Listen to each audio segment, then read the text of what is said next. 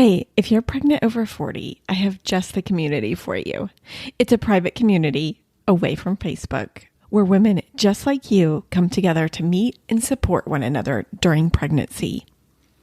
To sign up for the waitlist, go to over40fabulousandpregnant.com/waitlist and be the first to know when the membership is open. I can't wait to see you inside.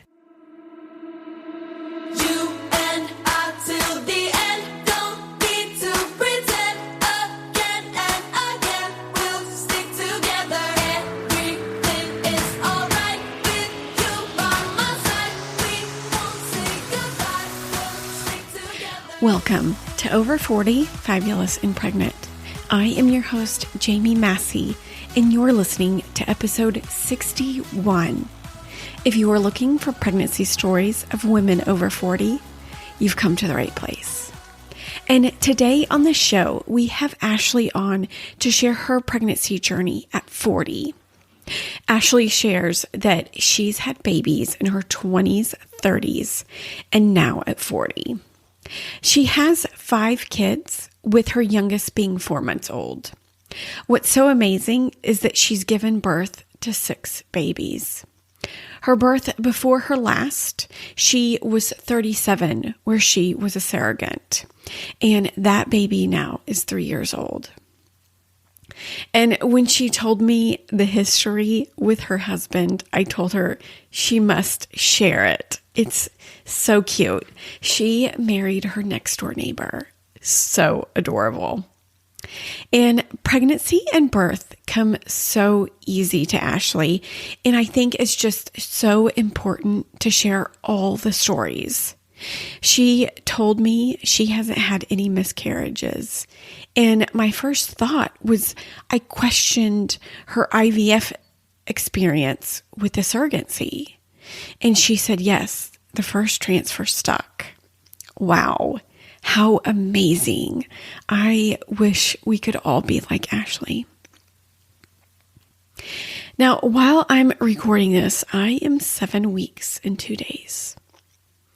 And I keep mentioning that, I keep telling myself I need to mention what I've been binge watching. I didn't know I was pregnant. You know that show on TLC? But wait, this is a YouTube. It's on a YouTube channel called Mama Dr. Jones. She is an OB with 4 kids.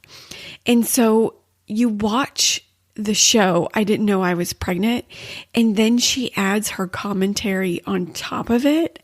She's funny, and I've learned quite a bit, and I can't stop watching them. Anyways, also, we had our sonogram. I have not mentioned that. It seems so far away, and it hasn't even been a week. I have told y'all, I've been telling you that I did have some cramping, and I just got it in my head that I needed to prepare myself for the worst case, and then it turned into this is the worst case. So the day of the appointment, I was 6 weeks and 4 days pregnant. And between the cramps and the spotting, I was preparing myself for the worst. And my husband picked me up at my office, and we pretty much drove the whole way in silence. One, I was honestly exhausted and I slept, but I was also worried.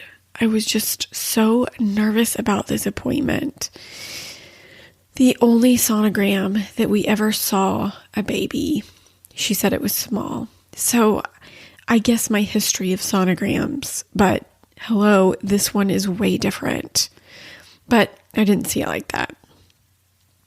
And we didn't have to wait long whenever we got to the appointment. And oh my gosh, they make those rooms so incredibly cold.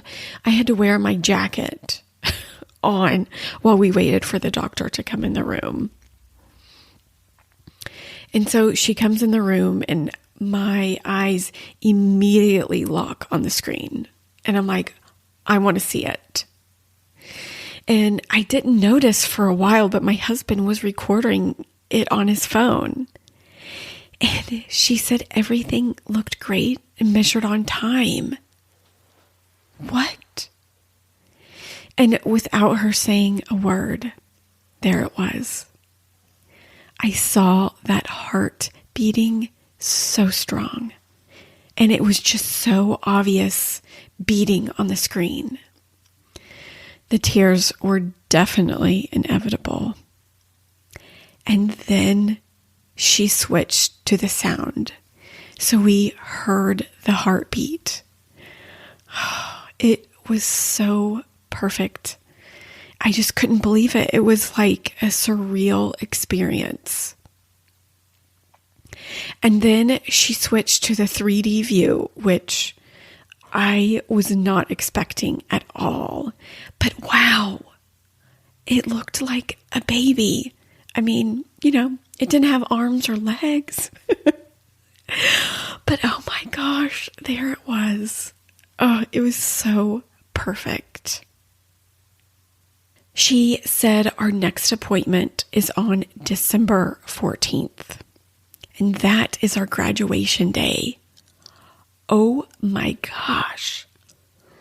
So the next appointment, I will be shy 1 day of 10 weeks pregnant.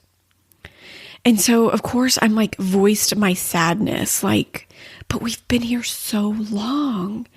And then we also have to just stop the medication cold turkey.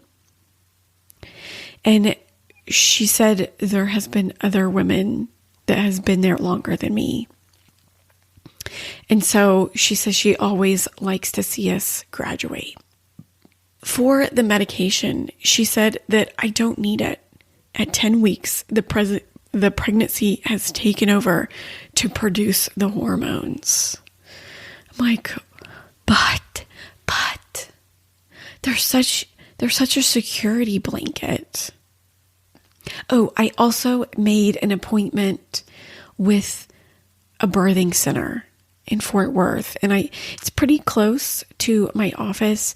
And another girl at my office, she went to the birthing center. I say girl, another friend from my office, she's been to the birthing center for her son. And so I was like, well, I want to try it out. My OB, the last pregnancy I saw with her, her first words out of her mouth was, oh, you're going to be induced at 39 weeks.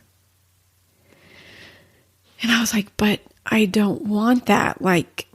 Let's at least talk about it. If that's what needs to happen, so be it. But I at least want her to consider what's going on with me before she tells me what I'm doing. Don't tell me what I'm doing. Let's decide together what I'm doing. So I know she will be good care. I think I want to explore a few more options before I make a final decision. I am just so excited. I still am exhausted all the time, or I want to throw up. And that is so amazing. But hey, let's get to Ashlee's story. She has an amazing story. Ashlee, welcome to the show. Thank you. I'm so happy to be with you. Thank you for inviting me. Thanks for joining us. Ashlee is coming on today to share her pregnancy story at 40. But before we get started, will you tell us a little bit about yourself?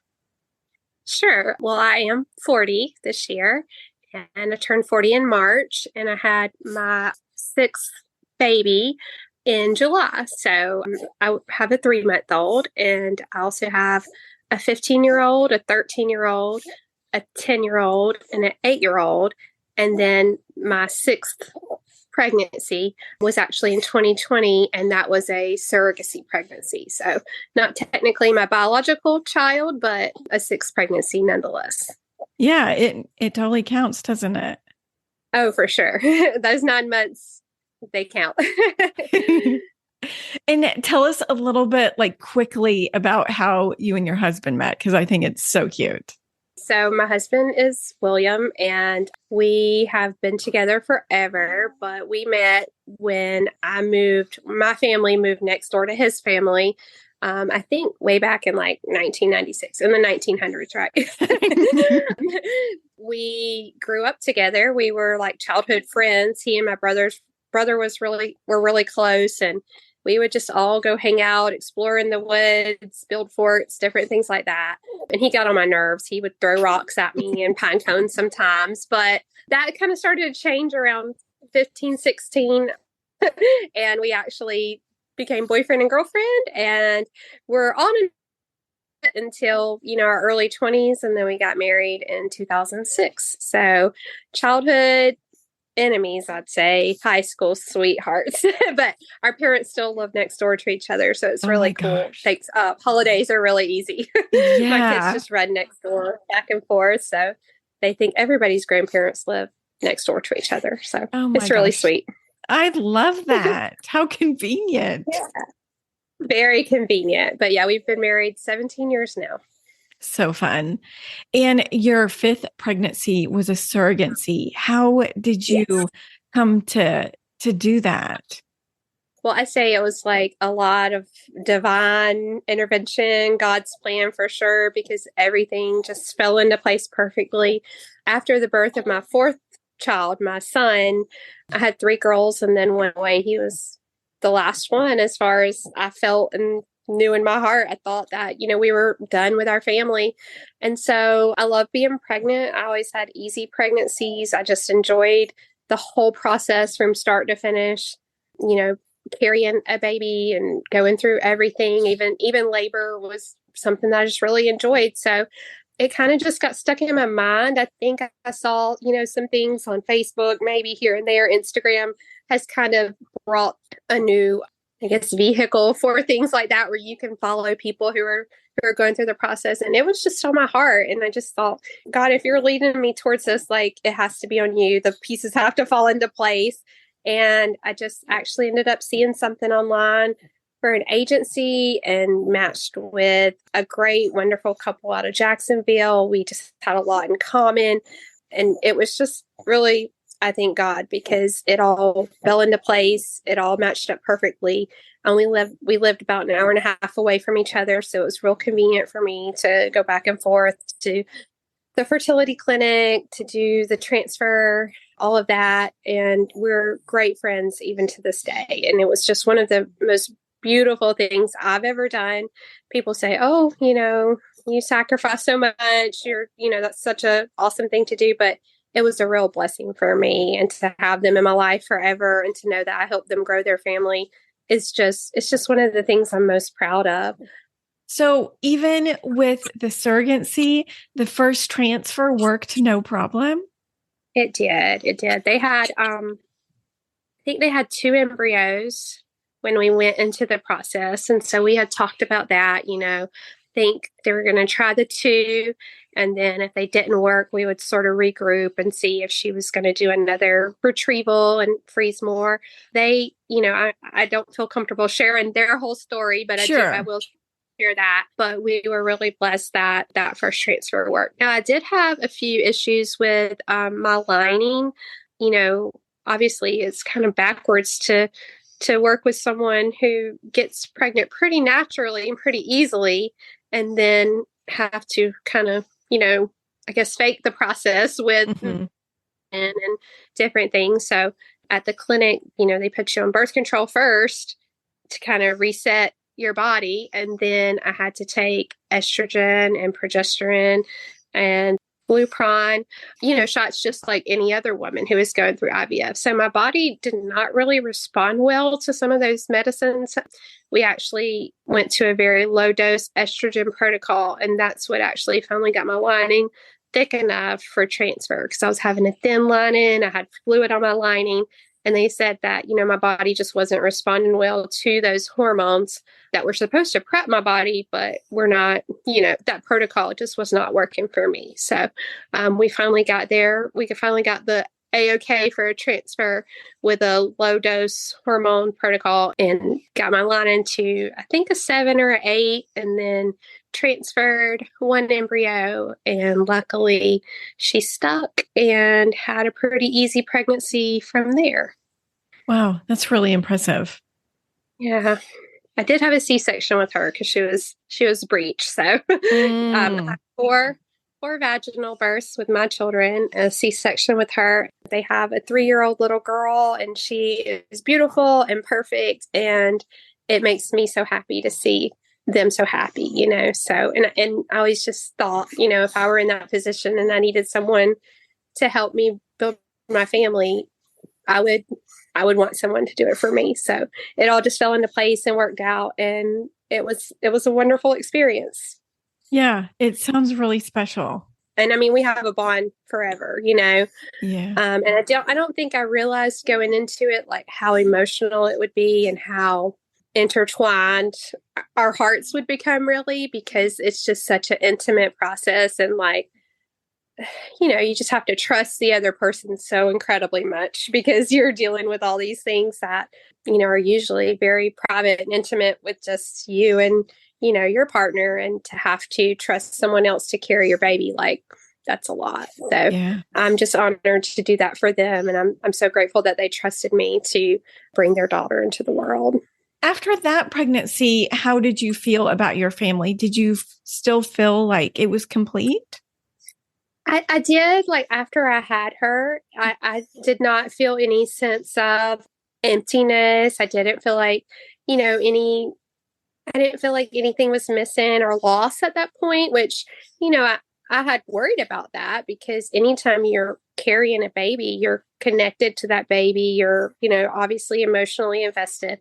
But again, I just asked God to prepare my heart if that was part of my journey, and he truly did. Like, I can say, honestly, I was never sad. I was never empty. I never felt anything but joy in that pregnancy's postpartum stage. And so it wasn't until a good, probably 2 years later, where I even thought about maybe even having another baby, really. So, I mean, I don't think that my latest baby was due to that surrogacy. I felt like I still felt complete, and I still felt so happy with my family the way it was at that time. And, my husband was done growing up, and, in our early marriage, he always wanted 2 kids. I wanted 6. I always wanted a big family. So we had, kind of settled on 4. That was kind of the middle ground, and 4 is a nice even number. We were good with that. But, again, my heart just started to change, and I just kind of felt like maybe there was someone still missing. So we kind of went for it. Mm-hmm. And how long did it take? So it's kind of a funny story. My son, who is 8 now, and he was the baby, he's the only boy. He was in 1st grade, and every Christmas they write these letters to Santa, and they publish them in the local newspaper. So the Christmas of 1st grade for him, I think he was 6, he wrote his letter. And, all these kids are asking for Xboxes and cell phones and scooters. Well, his letter is, "Dear Santa, I've been really good this year. All I want is a baby brother, a real one. Love, Henry." And I was like, we all just thought it was so funny. We were like, oh my goodness, this is funny. It was in the newspaper. My family all saw it. And we just thought, like, what a joke, really. But then again, that idea, I think, had been just like a tiny little seed already in my heart. And then the letter just kind of gave life to it. Like, it's kind of a silly thing. But the more we thought about it and talked about it, I just thought, well, why not? Like, we can at least try and just see, because, our society really does tell you 40 is too old. It tells you that you have to plan your family and have your family early, or you'll miss the mark, or your clock runs out, or whatever. And so even then, there was just this fear of even allowing myself to hope for it or dream for it. And that's kind of hard to verbalize, but I just was almost even afraid to dream. So we would like laugh it off, but in my heart, I really did want one more baby. And so I finally convinced my husband just to try. I was like, let's just try. I was like, we're probably too old, but, let's just give it a shot. It was pretty much similar to our other conceptions where it was just a month or two of trying and tracking ovulation a little bit. And, a couple weeks later, after we were really trying and charting and stuff, we did get a big fat positive, and my husband didn't believe it at first. But after a couple tests, he finally embraced it and came around. I'm a baby pusher. I recommend everyone. I'm like, have a baby at 40. It's like the best, and it's just so special because you realize how fast and how precious life is, and so it's been a wonderful experience. That's great. Now, you mentioned tracking and charting. What did you do? I didn't do anything too much. I did use the Clear Blue Easy ovulation predictor strips, I think. I'm not a real techie expert, person, but I think that's what they were called. Just this little smiley face, and it just detects your surge. And so my cycles are pretty regular. So I was just kind of using that in a calendar and temperature just to kind of pinpoint that perfect day. So I think we tried, maybe the day before, day of, day after, kind of that kind of thing. So maybe 2 days before, day of, something like that. But that would have been last October. And then so we found out we were pregnant, probably around Thanksgiving. And then we told our kids around Christmas time last year. And what were you thinking when you saw that positive test? I just felt such gratitude. And then I also felt fear because while I haven't ever experienced a loss, that's another thing. They tell you that, as you get older, those chances do increase. And so I was scared. But I mean, I think that's with any pregnancy, your mind sort of races to worst case scenario, even though you're trying to stay positive. I think that's a way of protecting yourself. So, I felt all the things, but mostly gratitude and surprise that it did happen pretty easily. So I think that it's easier than society and kind of popular opinion will let you know, especially if you don't have any documented issues from the past. If you've had a baby, I'm thinking that it's probably not as hard to have another one at 40 as doctors and the public make you think. Yeah, because you've first started having kids in your 20s and you haven't had a single miscarriage. No, I haven't. Yeah, my first child, she was born, I was 24. I turned 25 like 2 weeks later. So I had 2 in my 20s, 3 in my 30s, and then him at 40. Well, tell us, how was your pregnancy at 40? So my pregnancy was pretty smooth. I would say, I've always had pretty easy pregnancies. I've had just a few little things here and there, like I swelled up real bad with my third pregnancy. My fourth pregnancy was pretty easy. I think I was 33 at that point, 32 or 33. I would have like carpal tunnel with him. So everyone's really kind of different. But with this last one at 40, I could tell a little bit of difference in my energy level. I've never had morning sickness with any of them. I think that's another reason why I'm like, oh, sure. Okay, I'll do it again because I've never had any morning sickness. So that's a good thing. But with him, I did have a little bit of bleeding early on, like around 7 weeks. So that was kind of scary. And, I did go into my doctor and it was an SCH. It was like a subchronic hemorrhage, which is just kind of like a little blood bubble. And they're very common and they can cause light bleeding to heavier bleeding, but baby was fine. So they did monitor that. And of course, when you're 40, they label you right off the bat, advanced maternal age, and you go to all these extra appointments. So really towards the end, I was seeing my OB like twice a week. I really just missed him once the baby was born. I'm like, wow, I don't know what I'm going to do with all this free time. I've been spending so much time at my OB office. But yeah, the amount of appointments were definitely different. Everything else was pretty much the same. I gained a little bit more weight with this one, but I just think maybe I'm older, I'm not quite as active as I used to be. But I did really try to be very conscientious about what I ate, how much water I drank. tried to stay active as much as possible, but maybe a little bit more tiring, but overall, another pretty easy, smooth pregnancy. And what about your doctor? Did you go to the same OB that you used for all the others?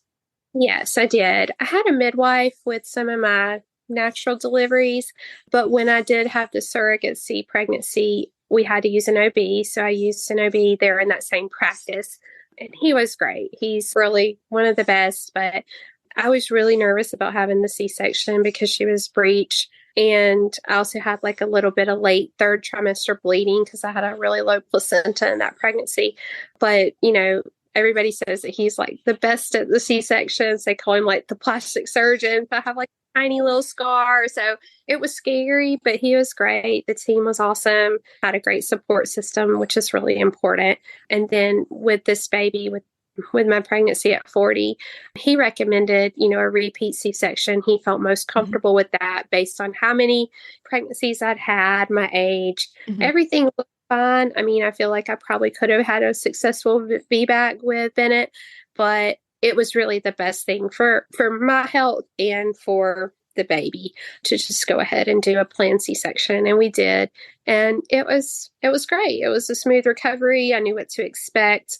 And I just felt at peace knowing that, nothing wild would happen at delivery time. So it was good. Yeah. So was there any products during pregnancy that helped you that you could recommend? You tend to buy more than you need. It's a big business, the baby business. And it's been 8 years since I had a baby of my own. So I was kind of out of the loop. Like asking all the moms at work, like we had 6 babies at work in 1 year at my school. I'm an assistant principal. And we just joked there was something in the water because it was just like boom, boom, boom, one after another. And I was the last one. So I was like asking all the cool young moms, I'm like, hey guys, what's the new baby products? I was like, oh, what's that called? Because there are some new things. And I was like, oh, we didn't have those, and I had my kids. So I had to kind of get in the loop, but pretty much the same stuff. You just don't need a lot. Pregnancy, I did get some magnesium lotion because I would have like leg cramps at night. I always had real bad leg cramps with my pregnancy. So that was a lifesaver. Even like, just stuff from Amazon. But I'm a big believer in bio oil for stretch marks. I don't have any stretch marks 6 kids later. I don't know if that's just genetics, or my bio oil has worked all these years. Definitely just stocking up on things after the baby, diapers, wipes, all that kind of stuff. So, I mean, nothing new really. I swear by like my Haka. Let's see. Have it right here beside my bed. These things are a lifesaver. I do breastfeed and try to breastfeed all my children until, 2. So I knew that was going to be really important for me with this one. And so that's kind of where I focused my energy just on, what the baby needed more so than buying like a bunch of stuff I didn't really need, What did you hold up? I don't even think I know what that is. It's called a Haka. It's a breastfeeding milk catcher, I guess. Oh. So when you nurse the baby on one side, he's not nursing, but he's asleep. You just stick this on the other side and it collects the milk. So it's not really a pump. It's just a milk catcher. And it's just been like the best thing with this one. And I don't know if they didn't make them in my earlier ones, but I certainly didn't know about them. Now, how do you get the milk out of the other side? Yeah, so it's easy when you're nursing because your breast let down and you feel like a tingly sensation. So when the baby gets on there, after a few seconds, they stimulate and they make your milk come down. And so it happens on both sides, not just the side that the baby's on. So without that, you leak on the other side. You kind of try to press it so it doesn't leak as much. So that's just milk that's already fallen, already coming. So you just kind of squeeze it on and it's just a light suction and it collects a good ounce or 2 every time I nurse. If I used it every time, I don't use it every time, but especially in those early days when I wasn't pumping, I was just nursing and feeding on demand. So basically, just whenever he cried, I would feed him and just having that on there. I mean, I had a good 40, 50 bags before I even went back to work at all. So that was wonderful because it was just I always like it's the lazy mom's way of doing it. So I I'm like lazy. that. That's why I breastfeed. Yeah. So Easier it's the really better. cool. Definitely, definitely. And with my others, I would try to like find a time to like pump with an electric pump that you have to plug in and all this stuff. And I'm like, this is amazing. I think it's from Sweden or somewhere, they're way ahead of us. So Hmm. And did you find the gender out while you were pregnant? Okay, so I did, and that was another thing that was new for me. So there's this thing called Sneak Peek, and it wasn't around in 2015 with my last baby. So, back then we'd have to wait till the anatomy scan at 20 or 18, 20 weeks. But with this one, another cool young mom told me about Sneak Peek, and you order the kit online and they send you like a little lancet thing, which is just like a little needle thing that you poke in your arm. You mail off your blood, your sample, which is a little weird, but whatever. And then they analyze it and you get an email like a week later and you open it and it says, "Congratulations, you're having a boy," or "Congratulations, you're having a girl." So it was definitely a new way of finding out, but I was super excited because, I was just ready to buy stuff and start prepping and planning. And I knew I wanted to know because, like I said, I have 3 girls and 1 boy. And so to me, 4 girls and 1 boy was going to be the reality, or 3 girls and 2 boys would be the reality. And I just needed to know early on. And it was right before Christmas. So I wanted to buy some stuff at Christmas. Yeah. So I did it, mailed it off. It came in. I opened the results with my daughter. Girls, I couldn't even wait for my husband to get home. And when we opened the email, I just like screamed. I was like, "Henry, you got your little brother like you asked for in your Santa letter." And then I told my husband that night when he got with some blue balloons and a little note. So it was fun. It was fun. It was a different way to find out, and it was really fun. Yeah, through email. Yeah, through email. It's 2023, Jane. I know, right? Not the 1900s anymore. Not the 1900s, like my students say. Yeah. Did you keep a lot of your baby clothes? Like, was that an issue? Oh, yeah. I kept nothing because, like I said, I was done. We thought we were done. And I would say that that's like a word of caution that I have for people. Like sometimes you think you're done, but like life has other plans. And I do know people who have gotten vasectomies or their tubes tied, and they regret it because in the moment it seems, yes, I'm 100% done. My family's complete. But you just really never know how you'll feel in a couple years. Yeah. Your heart may change and your life may change. And, I'm just so glad because I mean, of course, they ask you every time, do you want to get your tubes tied or do you want to do something permanent? And I'm glad I said no because back then I would have said I'm 100% done. But I'm glad that, I wasn't quite done yet. And I'm glad God had other plans for us. Yeah, or he wouldn't be here today. Right. So how did you prepare for him? Yeah, let's see. Obviously, I'm a Christian, so I pray for all my children, even before, they're born. I'm praying for them and praying that God's will be done and him be God in their life and protecting them at every step of the way. So of course, prayer was important to me to prepare myself and my heart and my family. But we talked about it with the kids. They were all excited. Before we chose to even try to get pregnant, I did ask my older kids because I have a 15-year-old and a 13-year-old. And one thing I'm really concerned with is making sure I have time for everybody. Because, in this day and age, especially if you work, it's a big family. And I just always want to respect every stage that they're in and just give them the best of me and their dad. So we talked about, even before we had him, with them what it might look like to have a baby in the house and another sibling to share, mom's time with, mom's attention with. And they were all on board. They were super excited about the possibility. And then when they found out, that he was coming, that he was a reality, they were all super excited. They were so sweet. And even, once he was born, they've been so helpful. And they're just in love with him just as much as we are. But, we did try to prepare our family. I know I had him July 5th. And so I was off of work. I think I took off, a week or two before that. I stopped working. And I just made it a priority to spend one-on-one time with each of my kids. And I try to do that anyway, and then like a daily life. But right before he was born, it was just super important to me. So with each of them, I think we took 2 days each, just me and them, one-on-one. And it was just kind of like a yes day. Like, what do you want to do today? Do you want to go eat at Waffle House? Do you want to go jump at the trampoline park? Do you want to go thrift store shopping? Whatever they wanted to do, I was there, and we talked about the baby. We talked about how when you have a baby, your love doesn't divide, it just multiplies. And that I would always be there for them no matter what. So I think that was a really important thing to do with all of my older children too.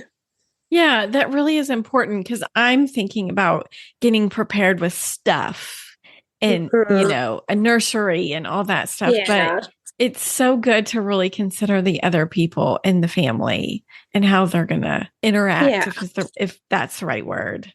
But yeah, Yeah, I consider their think so. feelings is really important. I love that. And maybe the stuff was important, but not as important as Yeah. how their home dynamic I knew was gonna change.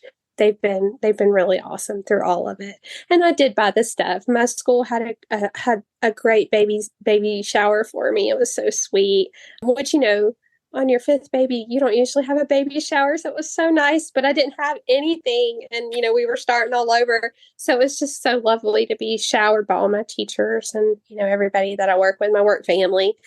And then we have a lot of great like baby sales, consignment sales around here. So I didn't buy like a ton of stuff new. Like, I bought the travel system. I got the crib for $50 at a consignment store. I bought some, sleepers. I like the little cotton sleepers. They have these little magnetic sleepers now. I bought some of those. So, we did this stuff too, but more important to me was, my people. Yeah, I love that. Did you have a birth plan going into that? What did that look like? So I had to have the repeat C-section. So it kind of took away some of my autonomy in a birth plan. And, I was kind of conflicted the whole time. Like, do I look for another OB who might give me a VBAC option? Or do I do this? And, I was kind of back and forth, but I just kept praying on it. And I just felt like the C-section, the repeat C-section was the right choice for me and my baby. But I did, they have something called a soft C-section, which was something else new I learned about. What's I've learned that? that you always have something new to learn because I was Yeah. like, okay. So a soft C-section is where they can lower the lights, they can play music, you can still do skin to skin. They know that, yes, it's a surgery and yes, it's a sterile environment, but you want to make it as intimate and, gentle, I guess, as you can.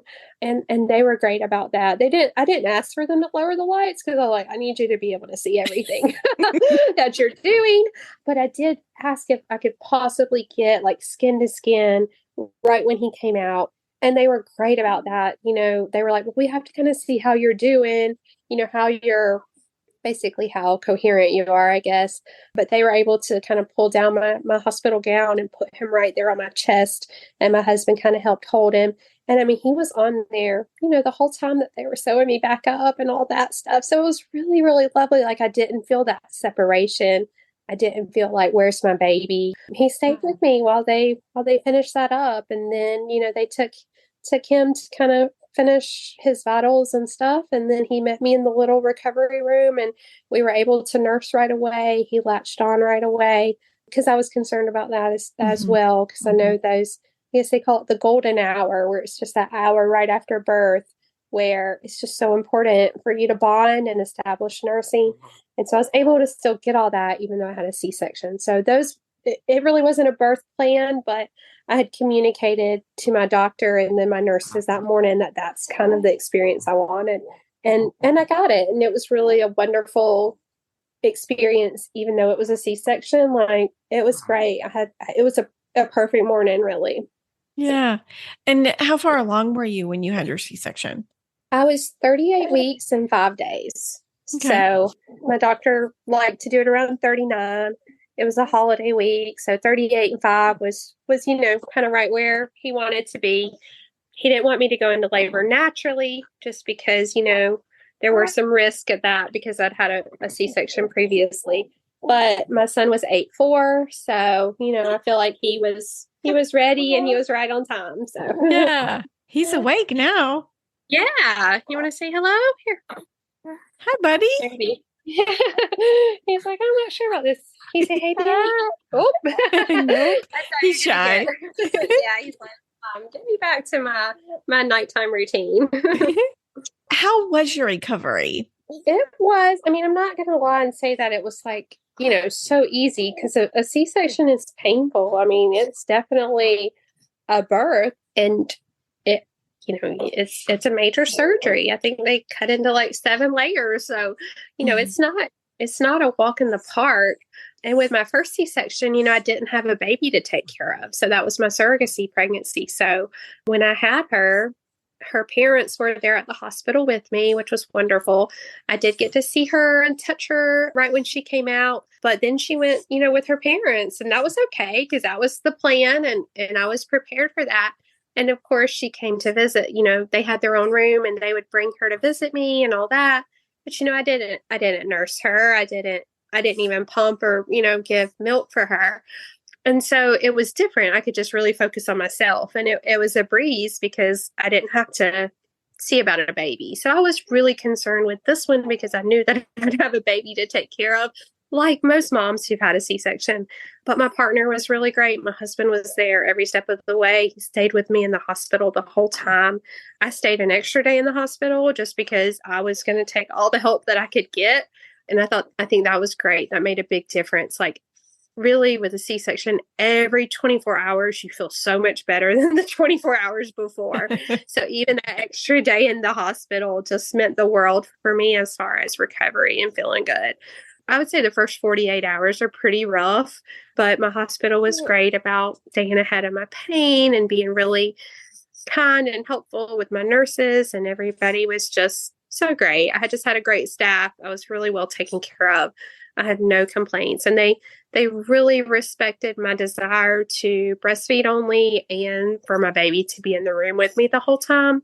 I wanted to room in. I didn't want him in the nursery as much as possible. Mm-hmm. Of course, they have to take him to do tests and stuff like that. But I really just wanted, and I mean, I think that's just a biological instinct. You want your baby close to you as much as possible. Luckily, they were just very accommodating. And with my husband there, we made it work. So it was really a pretty easy recovery. And once I got home, again, he was very supportive. My big girls were very helpful. My friends and family and community. I live in a really small town, but people from our church, our families, so many people brought food, sent food, all the things, that you want and pray for in a community I have. So it was really great.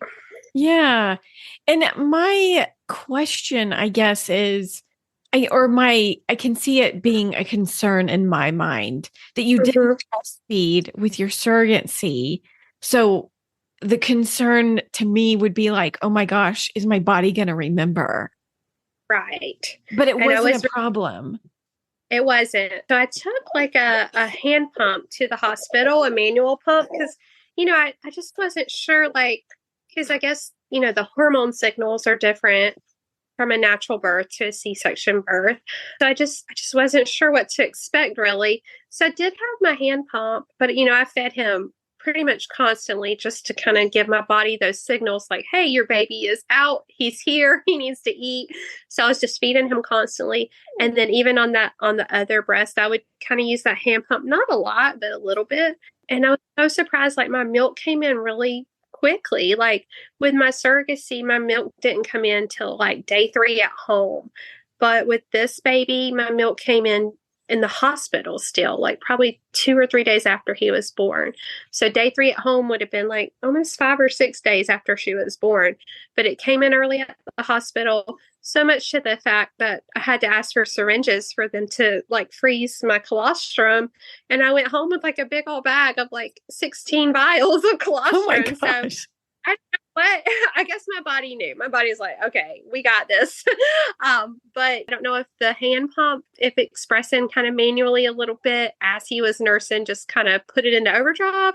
And I don't have an oversupply or an undersupply, just kind of produce right what he needs. But it was really easy. It worked out. I guess my body knew what to do. And mentally, how were you? Mentally, I was good. I think I was still, and I still am, like, still in that space of just gratitude. Like, I'm so grateful that I get to have a baby at this age and, one more baby when I really thought my family was complete. And so I think of it, or I describe it almost like a bonus baby, and Bennett, his name is Bennett, and it does mean blessed. And that's how I feel. Like, I just feel so blessed that I got to have a baby at 40, that my body was strong enough to do it, and to do it, with not many complications or issues or anything like that. So I think my message would be just to be hopeful. And then if and when it happens, just walk in gratitude. And I would never complain or anything like that, because I was just so grateful that I got a chance to be pregnant at 40.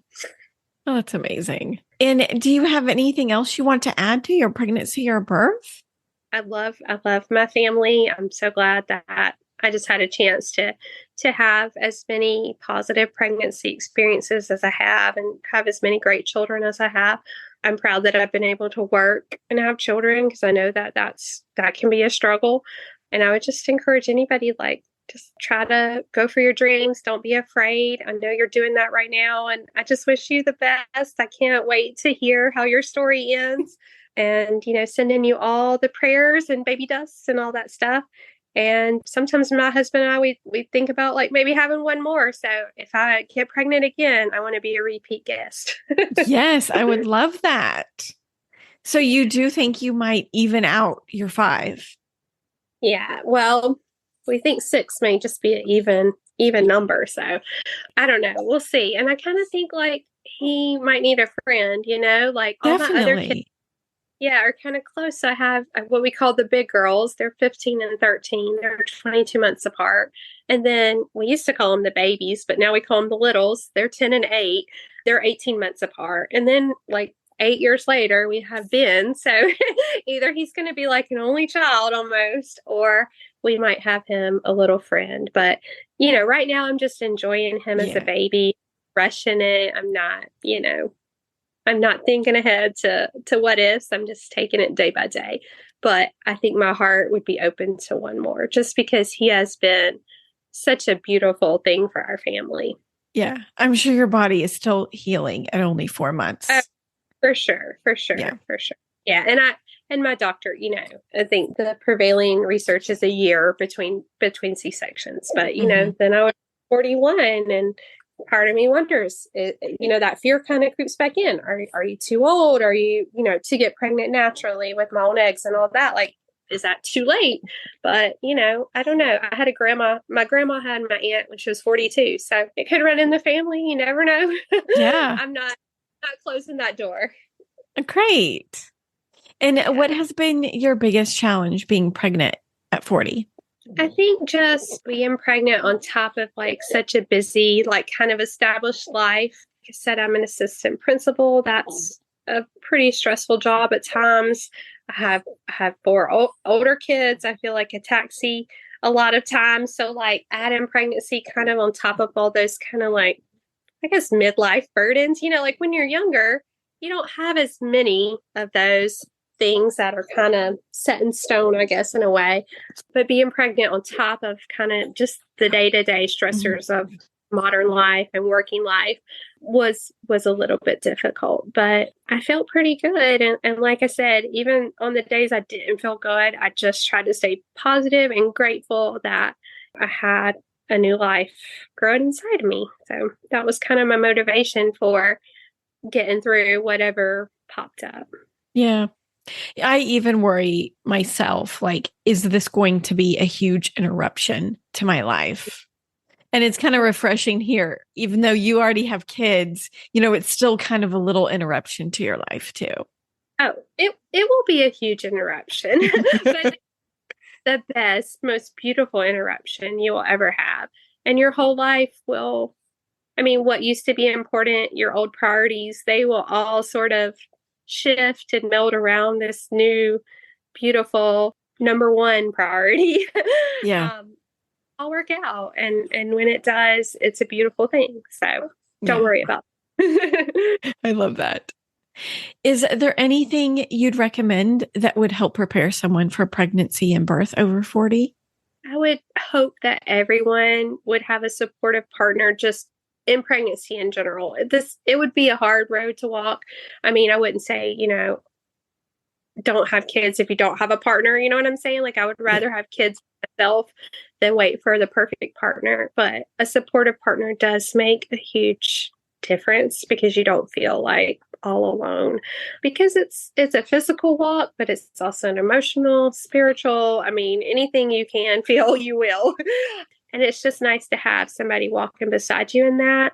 I would say, find a healthcare provider who really listens, whether that's a midwife, a doula, an OB, whomever, but you need a great team. And if you don't have one, keep looking until you find one. There's no shame in leaving someone you've always been with to find someone who really cares and listens to you.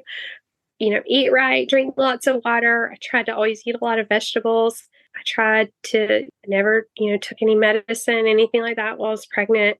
I just tried to really make my body as strong and healthy as possible.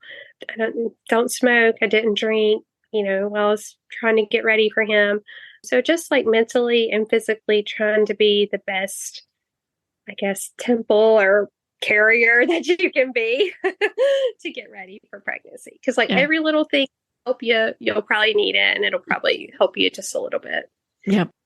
And what advice would you give yourself when you were pregnant if you could go back?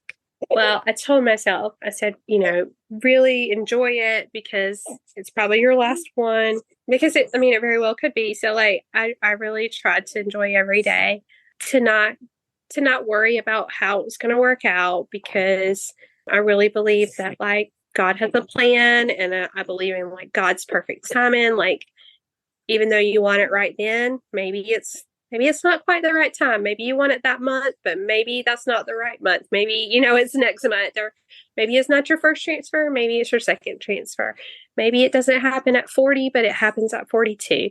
So try not to get wrapped up in your plan, and just sort of trust the plan of God or the universe, whatever you believe in, because I do believe that it all happens and works out just the way it should. I love that. And Ashlee, where can we connect with you on social media? I don't really have a page or anything. You are welcome. Any of the listeners are welcome to friend me. It's literally just my name, at Ashlee Gruner. I'm super simple. I like technology, but I also, I'm so busy living in the real world and my people day to day that I don't really have time to run any accounts or anything like that. But find me, friend me. I would love that. Awesome. Ashlee, thank you so much for sharing your story. Thank you. I've loved talking to you. And thank you so much for listening. I hope you have a great week, and I will see you next Monday.